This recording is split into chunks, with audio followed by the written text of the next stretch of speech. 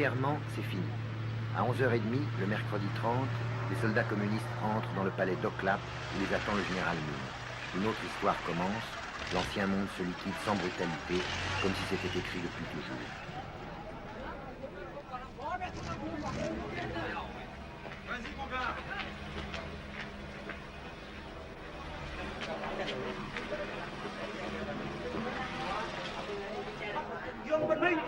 Nous avons capturé Gérard May, président depuis 2 jours seulement. Restons calmes et disciplinés.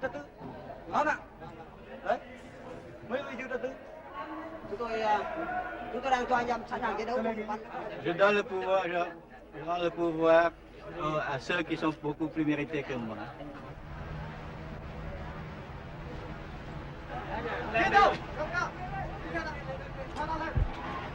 Này, khoác khẩu AK nhanh lên.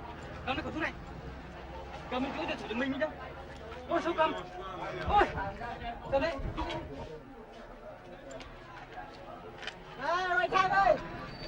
Quelques soldats perdus continuent à tirer. Ici, l'ancien hôtel de ville de Saigon.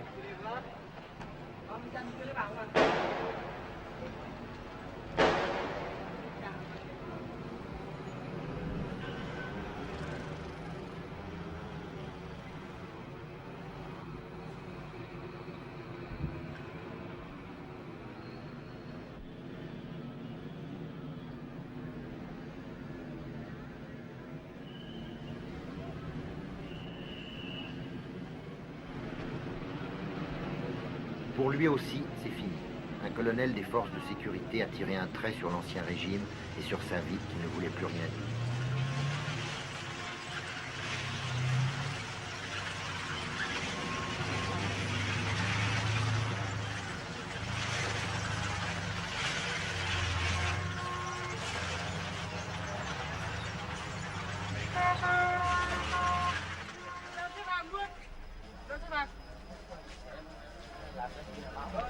Les prisonniers au palais d'Oklap. Baissez les bras, dira un soldat vainqueur. Jamais dans l'histoire on n'aura vu une ville changer de main, changer de régime, avec aussi peu de brutalité et de représailles individuelles. Un signe pour la vie, que chacun interprète selon ses convictions et ses hantises, prématurément. Không, bây giờ nha, nó đang thuộc ở trên tầng rồi. Còn nó nằm đâu?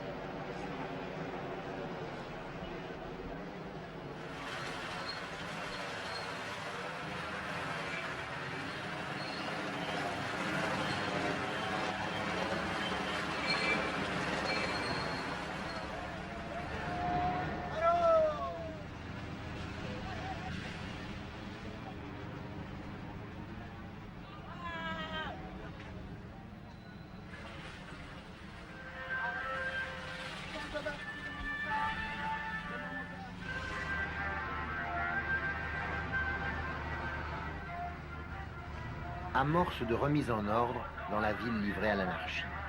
Des enfants de 12 ou 13 ans à la gâchette trop facile patrouillent dans les rues avec leurs M16 américains. On les appelait les cow-boys, le plus sérieux danger de cette période intermédiaire incertaine.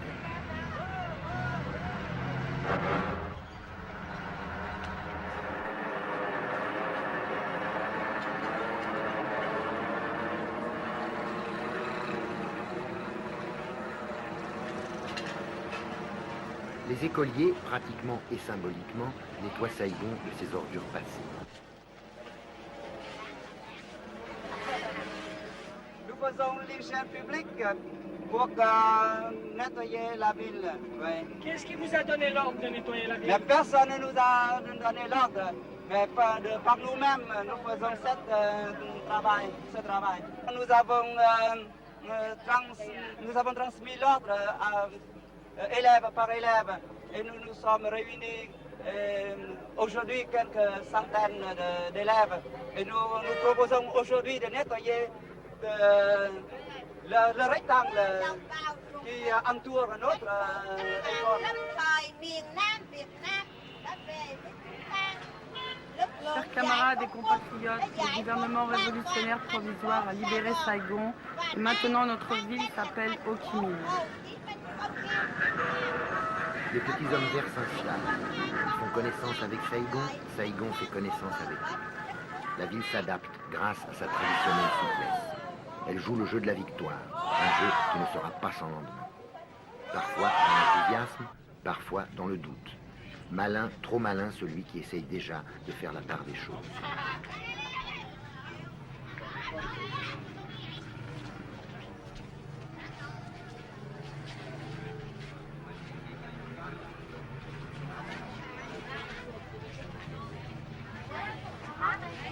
Les petits métiers continuent, les 100 métiers comme on dit. Au marché aux voleurs, les trafiquants vite rassurés vendent aux bodoïs naïfs les dernières lunettes de soleil et les derniers transistors sournoisement rafistolés. Les jolies Saïgonaises, qui avaient rangé un instant leurs décadents vêtements de couleur, ressortent de leur charme.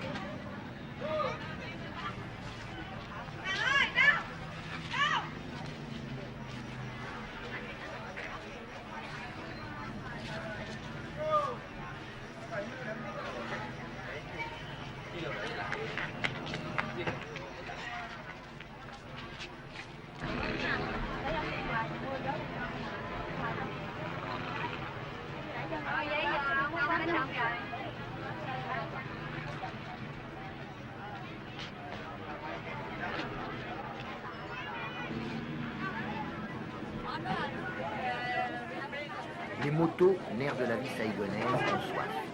Des malins vendent de l'essence trafiquée au coin des rues, 2000 piastres le litre. La vie habituelle s'adapte et tente obstinément de durer avec ses petits trucs et ses petites libertés précieuses. Mais on sait qu'elle n'a qu'un temps, qu'un autre ordre, plus honnête et plus sévère, va s'installer.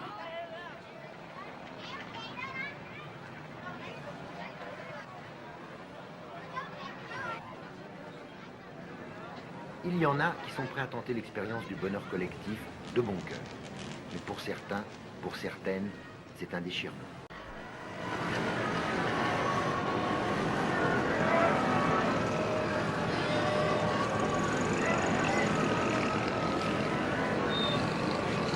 Superficiellement, Saigon n'a pas tellement changé. Il y a moins d'essence, mais tout se débrouille pour rouler. Attentifs, plutôt débonnaires, les petits hommes verts, les bodoles comme nous, sont partis dans la ville. Le climat est pacifique, avec des moments de tension, comme pendant les derniers jours qui ont précédé notre départ. Les combattants du Nord, responsables de la force de frappe révolutionnaire, puis les maquisards du Sud, découvrent une vie étrange, après tant d'années de danger mortel et d'austérité dans la région. Les gens de Saigon s'apprivoisent au son des haut-parleurs qui diffusent, assez lourdement, des slogans dont personne n'a vu.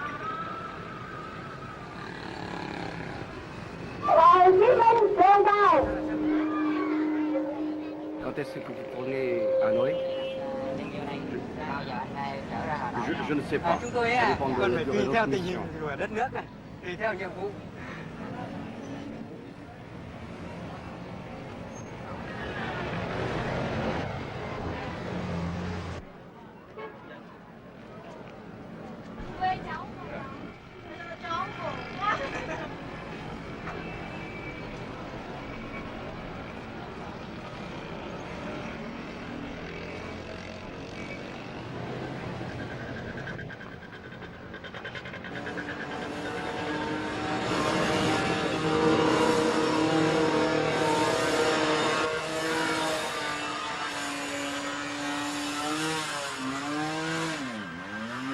Leçon de conduite dans la ville. Les bodoïs rencontrent les choses de l'Occident.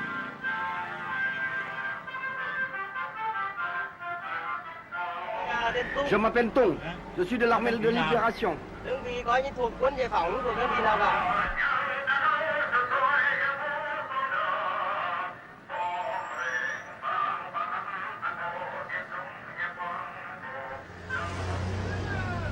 révolutionnaires arrivent à Saigon qui leur fait petit.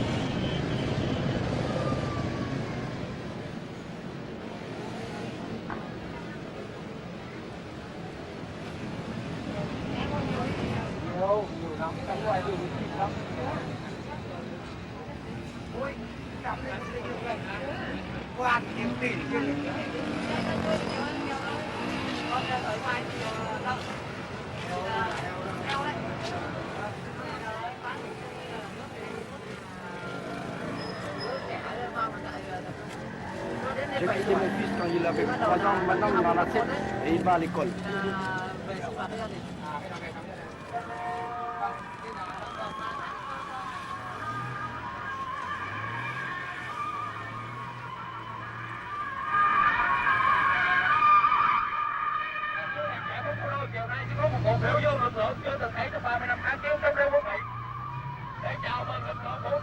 Devant le palais de Clap, partout dans la ville, naissent des manifestations ou des meetings plus ou moins spontanés. Toute une éducation politique qui commence. Curieux, disponible, les Saïgonais sont bons élèves.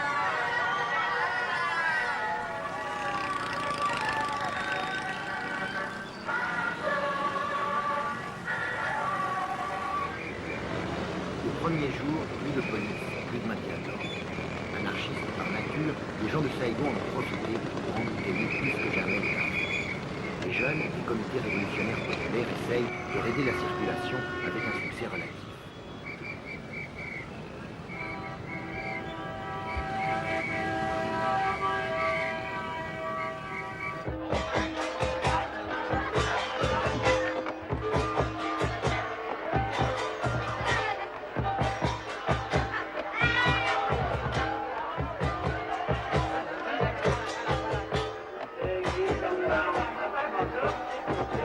Les grandes manifestations permettent à la foule de Saigon d'assimiler les slogans et d'apprendre l'enthousiasme de masse. On y ressent le soulagement de la paix, une indiscutable fierté, une ivresse d'indépendance et aussi l'inquiétude d'une nouvelle sorte de vie peut-être trop bien réglementée.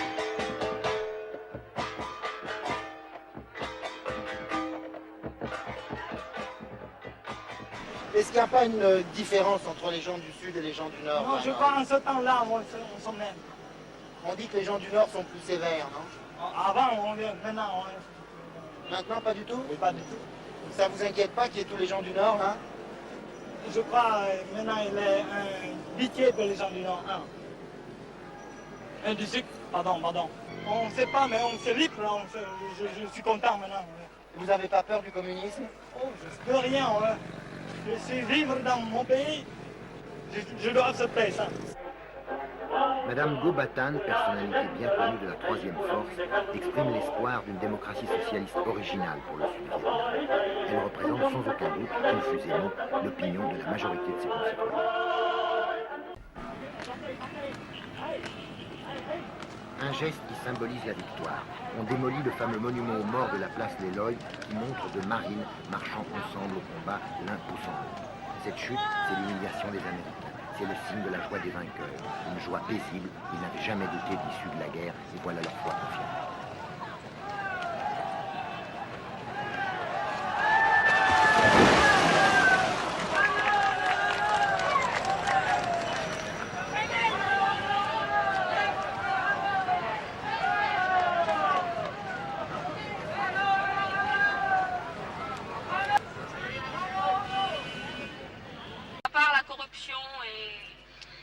Et si le gouvernement est dur, qu'est-ce que vous allez faire? Ben, on va essayer d'accepter au début.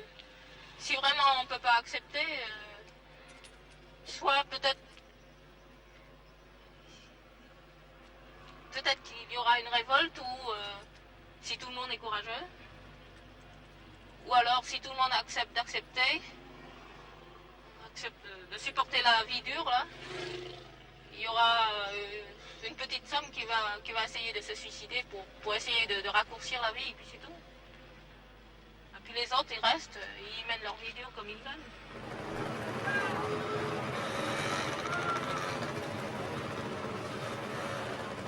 Pour d'autres, pas tellement nombreux sans doute, il n'est absolument pas question de jouer le jeu du socialisme, quel qu'il soit. C'est le refus total, le blocage, l'horreur. comme pour ce jeune officier qui s'est battu jusqu'au dernier instant contre le communisme. Il n'a pas voulu être filmé.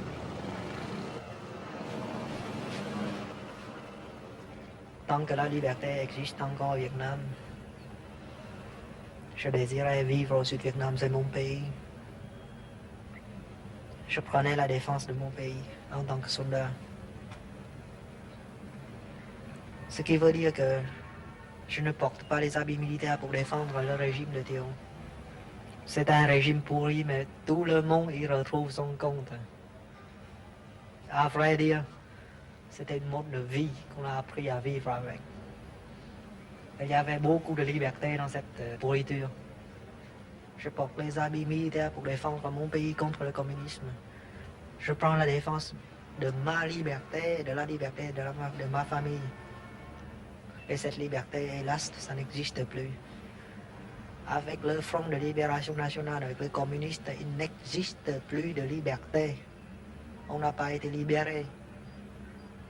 On est fait prisonnier et on subira toutes les conséquences. Il n'existera plus de liberté. Et les Européens, ceux qui pensent que c'est une libération, se trompent. Il n'y a pas de libération. Il y a une conquête. On a perdu la guerre. On a été trahis. On a combattu pour rien. Et maintenant, on se demande quel sort sera réservé à nous tous. Nous, les Vietnamiens libres. Nous qui avons combattu contre le communisme. Nous qui avons reçu une instruction comme il faut. Nous sommes trop intellectuels pour être communistes.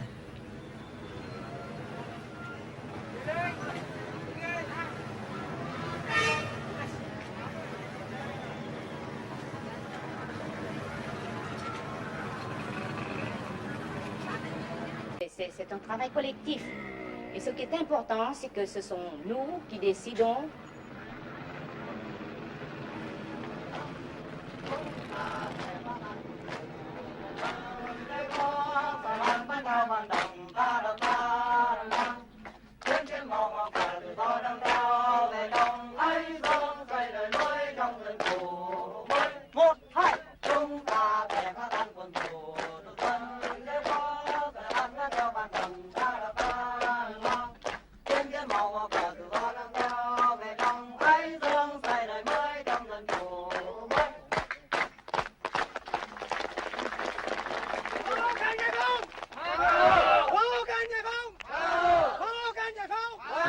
Madame le commandant Nguyen Ngoc Dung trace le chemin, raisonnable et heureux, d'un socialisme librement consenti.